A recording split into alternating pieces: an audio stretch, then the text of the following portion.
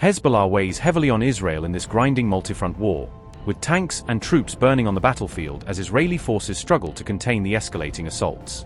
Hezbollah has carried out what some are calling a Merkava Massacre, destroying columns of Israel's most advanced tanks and forcing the country to relive the trauma of its 2006 conflict with the group. Has Hezbollah managed to hold its own in this confrontation, with reports suggesting that around 100 Merkava tanks have been knocked out in just 15 days of fighting along the border? In this lopsided battle of a $1,000 anti-tank missile against a $6 million armored behemoth, the real question is which side's strategy and resources will ultimately prove more decisive. Hezbollah fighters destroyed at least 21 Israeli Merkava battle tanks within just 24 hours on March 25, marking one of the most devastating single-day blows to Israel's armored forces so far. According to Press TV, the tanks were hit and disabled across multiple fronts in southern Lebanon and northern Israel, underscoring how wide the battlefield has now become. By the morning of March 26, Hezbollah was reporting fresh direct hits on at least 20 additional Merkava tanks, as its operations against Israeli armor continued at pace.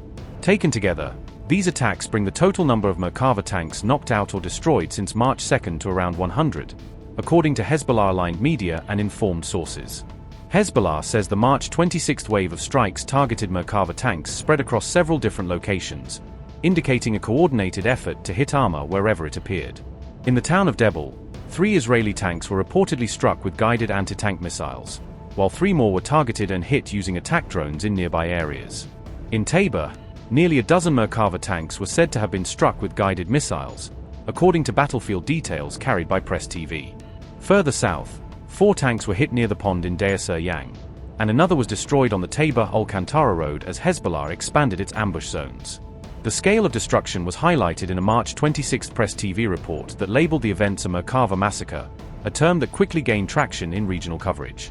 That phrase traces back to a similar operation during the 2006 Lebanon War, when a small Hezbollah unit executed a deadly ambush against advancing Israeli armor. In that earlier attack, a squad reportedly made up of just a few Hezbollah fighters destroyed around 25 Merkava tanks and killed 34 Israeli soldiers before Israeli forces were forced to pull back.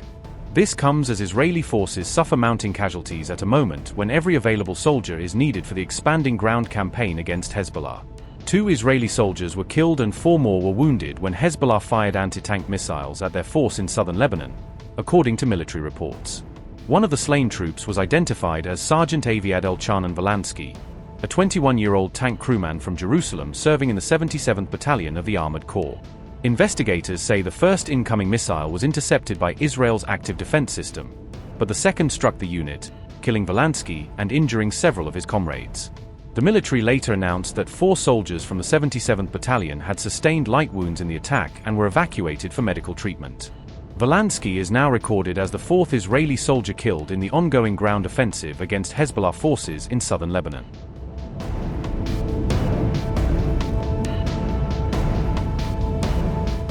Military analysts have highlighted the stark economic disparity between the two sides' arsenals, noting how Hezbollah can inflict heavy damage at a fraction of Israel's costs.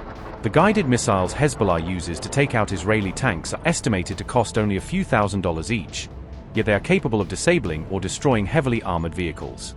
By contrast, each Merkava tank takes up to 2 years to manufacture and carries an estimated price tag of around $6 million per unit, making every loss enormously expensive for Israel.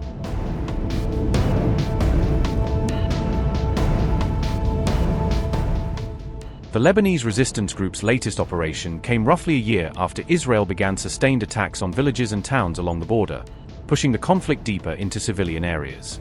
Hezbollah has now carried out a record 87 separate operations against Israeli military sites in the occupied territories, using a mix of missiles, drones, and ground assaults. This latest blow to Israel lands at a moment when it is already locked in a broader joint war with the United States against Iran, further stretching its military and political bandwidth. An Iran-aligned proxy group may soon enter the escalating Middle East war, as multiple intelligence reports now suggest a growing likelihood of their direct involvement. Yemen's Ansarullah movement, commonly known as the Houthis, is reportedly prepared to join the conflict on Iran's side, further intensifying the regional power struggle. According to fresh reports, Ansarullah forces are ready to assert control over the critical Bab al-Mandeb Strait, a move that could threaten one of the world's most vital trade routes.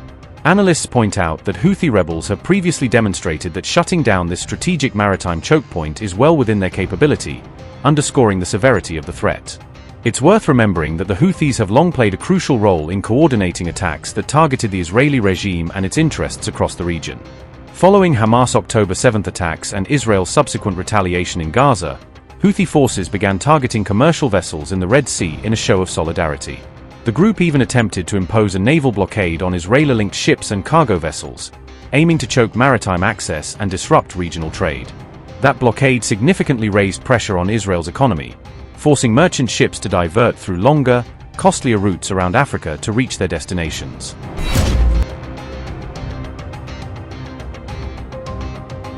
Remember, Houthi rebels launched a significant attack on a commercial cargo ship in the Red Sea near Yemen on July 7, 2025, an operation that heightened global concern over the security of vital shipping lanes.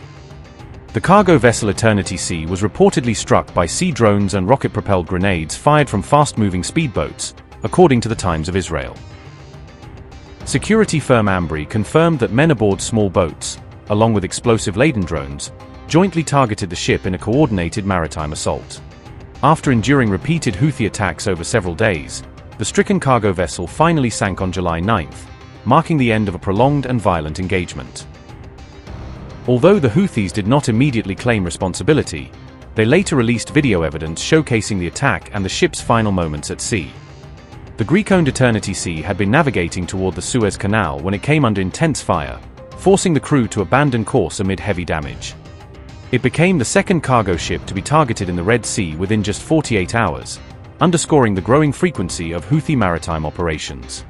On July 6, another vessel, the Magic Seas cargo ship, came under attack in a sustained 4-hour assault launched by the Houthis in the same region. Houthi media later released footage depicting the Magic Seas carrier sinking after the strike, confirming the full extent of the damage. Video clips showed armed fighters boarding the vessel, searching its compartments, and later standing on the stern while chanting their slogans of victory. Moments afterward, a drone camera captured multiple, near-simultaneous explosions ripping through the vessel. The Greek-operated ship was then seen slowly listing to one side before disappearing beneath the surface of the Red Sea. Strategically, the Red Sea borders Yemen's coastline and serves as a vital maritime artery for global oil shipments and commercial trade routes. A potential blockade of the Bab el-Mandeb Strait would mark the next major escalation, coming right after Iran's closure of the Strait of Hormuz and signaling a broader attempt to choke global oil and trade routes.